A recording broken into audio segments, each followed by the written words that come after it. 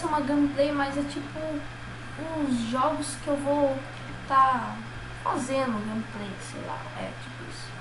Deixa eu arrumar esse negócio aqui que tá chato pra caralho. Pronto, agora é bonito. Eu vou criar um mundo aqui, todo dia eu acho que eu vou fazer uma série desse mundo. Bora colocar o nome aqui, o nome do meu canal. Opa. Nossa, cara. Tá vergonha como eu tô tratando. Nossa, sobre mais. Sobre da luta. Aí, Minecraft, todo dia, Point Black, Euro Truck Simulator 2. Deixa eu ver. Vou tentar trazer o Warface também. E se depender, qualquer jogo que eu conseguir baixar, eu vou tentar trazer gameplay deles. Agora eu vou ir pro Point Black, beleza, galera? Minecraft, primeira vez que eu tô abrindo o Minecraft aqui no meu PC. Então vai dar merda aqui, que é uma puta merda, velho. Tá começando agora. Bora lá pro PB, galera. Já volto.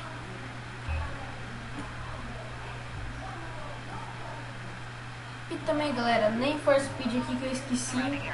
Eu falei que eu ia trazer o PB agora, só que eu esqueci. Eu tenho 2 Need for Speed aqui que eu baixei. Esse mais um que é da hora pra caramba.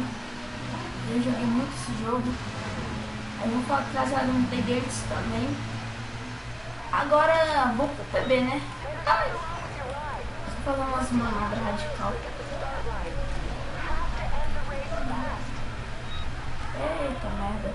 É, galera, só foi isso. Já vou. Voltei, galera, trazendo aqui o PB. Vou entrar numa partida aqui rápido.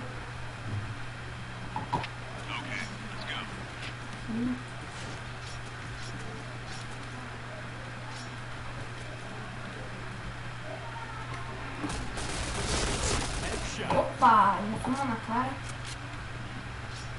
Ai, tá chorando já.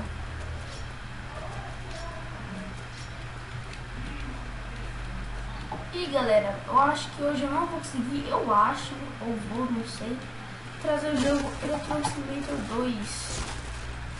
Eita porra. Ah, galera, eu tô com um mod aqui, um mod pack muito foda. Não, é pack que fala. Tô no mundo do Euro Truck ainda. Dá um zero aqui, o cara tá chorando. Eu tô com esse pack que dá MP7 virar um VG, que eu acho assim mais emocionante. Essa coisinha amarela da hora na mão.